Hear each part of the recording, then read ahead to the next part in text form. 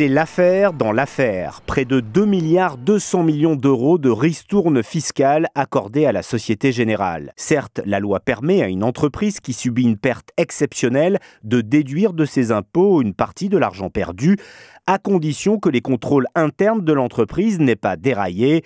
Or, dans l'affaire Kerviel, la Société Générale a justement été condamnée pour défaut de surveillance par la commission bancaire, d'où l'indignation à l'époque d'un certain François Hollande. Parmi toutes les choses choquantes dans cette affaire, il y en a beaucoup.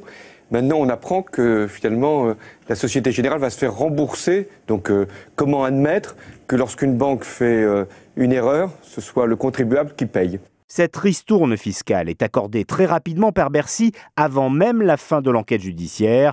Elle est calculée sur la base des pertes annoncées par la banque et seulement par la banque, près de 5 milliards d'euros. Cette perte de la Société Générale, d'abord, elle n'a jamais été quantifiée par un tiers évaluateur, donc on ne sait pas si c'est vraiment 5 milliards. Il n'y a eu aucune expertise indépendante, ni aucune expertise de justice. Donc déjà, la base n'est pas démontrée. Le deuxième point, c'est que cette déduction fiscale, compte tenu des carences qui ont été relevées dans la gestion et dans la mise en place des contrôles à la Société Générale, ne me paraît toujours pas de toute façon déductible. Dès le début de l'enquête, cette affaire fiscale est suivie de très près par le parquet financier. C'est ce que montre un document de travail de 25 pages que nous avons retrouvé, un document rédigé en mai 2008 qui dit noir sur blanc qu'il faut enquêter sur les agissements de la banque. La déductibilité de cette charge pourrait être remise en cause si l'enquête venait à révéler la défaillance des contrôles internes de la société qui serait à l'origine directe ou indirecte des détournements. Une communication à l'administration fiscale apparaît donc nécessaire. Autrement dit, selon ce rapport du parquet financier, les 2 milliards de crédits d'impôt ne vont pas de soi.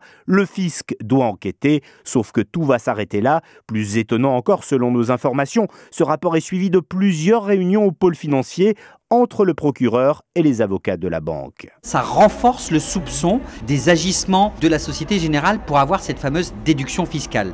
Il faut absolument que le gouvernement se saisisse de cette affaire et qu'il y ait une enquête des services fiscaux. Ça me paraît être de plus en plus une affaire d'État. On est passé de l'affaire Kerviel à l'affaire Société Générale. Il faut absolument que toute cette affaire soit tirée au clair. Contacté, l'auteur du rapport et l'ancien chef de section du parquet financier Jean-Michel Aldebert n'ont pas souhaité réagir.